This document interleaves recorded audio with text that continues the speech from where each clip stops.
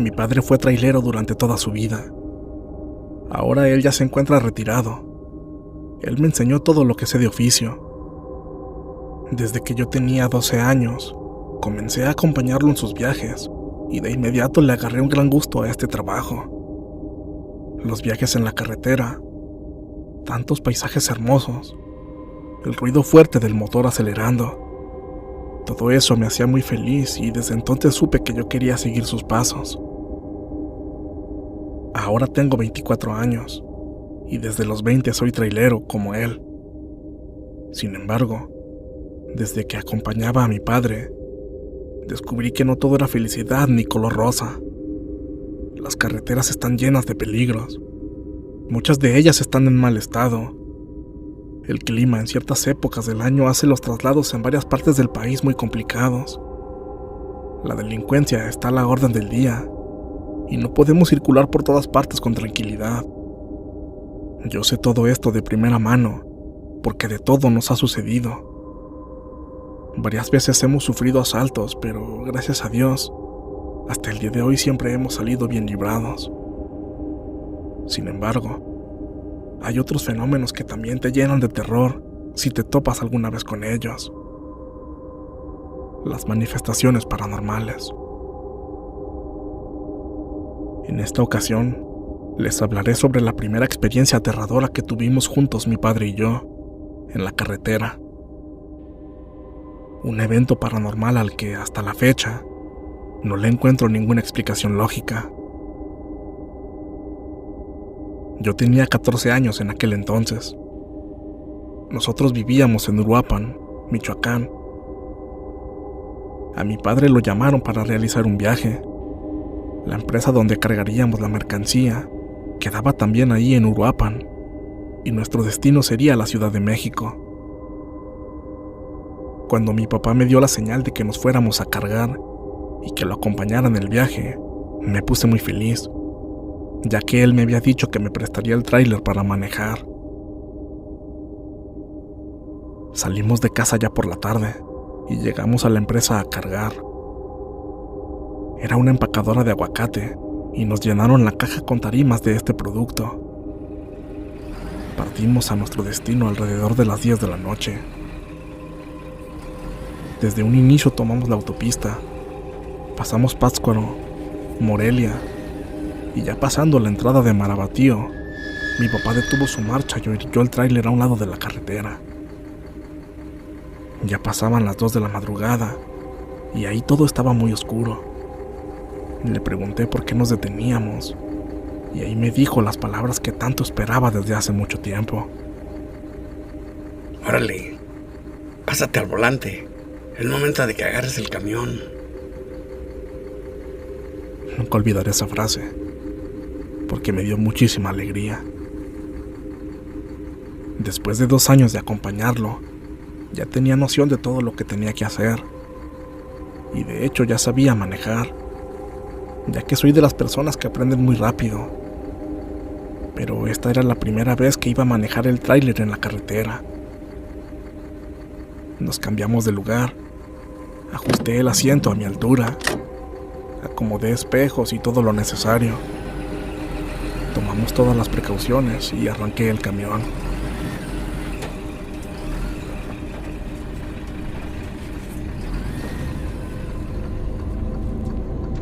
Poco a poco fui tomando velocidad.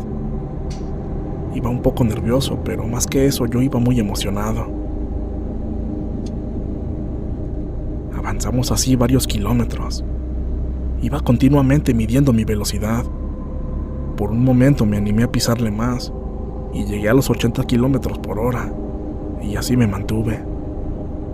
Y recuerdo muy bien que íbamos a la altura del municipio de Atlacomulco, ya en el Estado de México, cuando mi padre me dijo que entráramos a la siguiente gasolinera para cargar combustible. Metros más adelante vimos una y los dos volteamos para ver si estaba abierta. Y fue en ese momento que sucedió lo impensable.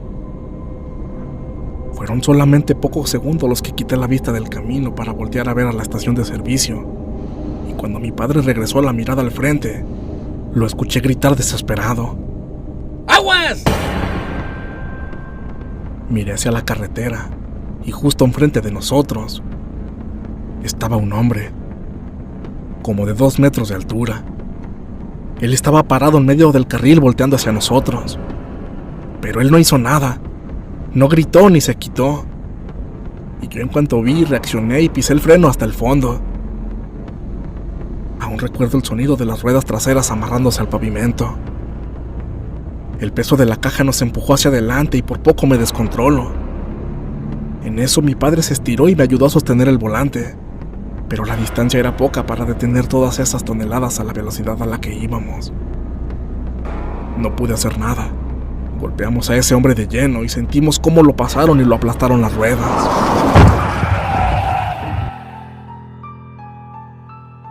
Una vez detenidos, mi padre me gritó y me regañó por haberme distraído y por haber quitado la vista del camino.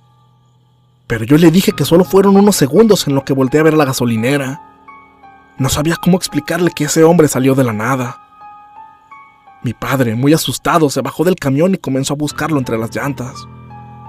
Yo estaba temblando, estaba muy aterrado. No podía con la idea de que había arrollado y matado a una persona. Me bajé del camión y me alejé con las manos en la cabeza. Miraba hacia el cielo pidiendo a Dios que todo fuera una pesadilla. No quería mirar hacia atrás. Mi padre no decía nada. Seguía buscando entre las ruedas a aquel hombre. Y después de unos segundos le pregunté desde algo retirado: ¿Cómo está? ¿Quedó muy mal? ¡No está! ¿Qué dices? ¡Que no está! ¡No lo veo! No entendía por qué me decía eso mi padre. Así que me acerqué y le pregunté por qué decía que no lo encontraba. Y es que, literalmente, no estaba el cuerpo de ese hombre. No se veía por ningún lado. Le dimos varias vueltas al tráiler con nuestras lámparas y no había restos de nada. Caminamos también varios metros hacia atrás, pero ahí no había nada. Era imposible que alguien hubiera sobrevivido a ese impacto y se hubiera levantado y saliera corriendo. Sin embargo, también revisamos la defensa y la parrilla del camión, y tampoco había señales de que hubiéramos golpeado algo. No había abolladuras y ni siquiera manchas de sangre. Nada. Estuvimos ahí más de 15 minutos detenidos, entre buscando los restos de aquel hombre y tratando de tranquilizarnos por el enorme susto que nos llevamos. No sabíamos qué había pasado. Los dos vimos a esa persona y sentimos y escuchamos el golpe y que le pasamos por encima. No sabemos cómo explicarlo. No sabemos explicar qué diablos pasó. Mi papá me dijo que me subiera al tráiler de nueva cuenta del lado del volante. Yo la verdad ya no quería. Estaba aterrado. Pero él me dijo que tenía que controlarme y aprender a manejar así. Que habría situaciones en las que tendría que manejar aún con miedo y nerviosismo. Me subí y salimos de allí. Avanzamos unos kilómetros más y entrando al municipio de Acambay, encontramos un terreno todo despejado a un lado de la carretera. Mi padre dijo que me orillara y ahí nos detendríamos a descansar. En condiciones normales, ese viaje lo hubiéramos hecho de un solo jalón, sin pararnos a descansar. Pero era obvio que los dos estábamos muy alterados y nerviosos. Estacioné el tráiler y nos dispusimos a cenar la comida que mi madre nos había preparado. Yo la verdad no quise comer nada. Seguía asustado. Me dolía fuertemente el estómago y la cabeza. No dejaba de darle vueltas al asunto. Mi padre, un hombre ya con muchísima mayor experiencia que yo, sí estaba cenando, aunque también se le veía muy pensativo. Y cuando le pregunté si estaba igual que yo pensando en lo que había pasado, él me dijo que lo mejor era olvidarlo y que mejor tratáramos de dormir un poco para calmar los nervios. Mi padre guardó lo que quedaba de su cena. Yo la verdad vi apenas en cuanto la probé. Recogimos todo y nos pasamos al camarote, el cual quedaba justamente atrás de los asientos. Estaba tratando de dormir un poco, pero no podía hacerlo. No dejaba de pensar en lo que había pasado. Y sobre todo, no podía dejar de recordar aquella sensación de saber que un hombre estaba siendo despedazado por las llantas del tráiler. Pasó el tiempo y hasta después de un buen rato, el sueño poco a poco me comenzó a llegar. Pasaron unos 40 minutos, cuando me despertó el sonido de un golpe en el parabrisas. Me quedé con los ojos abiertos, esperando escucharlo de nuevo. Pensé que tal vez lo había soñado, pero pocos segundos después lo volví a escuchar. Fue como un golpe seco en el cristal del parabrisas, como si lo hubieran dado con el puño cerrado, y después de eso se escucharon varios más. Pero esta vez estaban golpeando las puertas y los cristales. Parecía que los querían reventar a golpes. Pensé que era un intento de robo, por lo que rápidamente desperté a mi papá. Me preguntó qué pasaba, y le dije que había varias personas afuera queriendo abrir las puertas. Él se levantó de inmediato, tomó un bat y se asomó por las ventanas, pero dijo que no había nadie. Se quedó sentado por varios minutos y luego se volvió a acostar. Yo ya no quería volver a dormir. Estaba muy asustado. Aproximadamente 10 minutos después, volví a escuchar un fuerte golpe en el parabrisas y en el cofre del tráiler.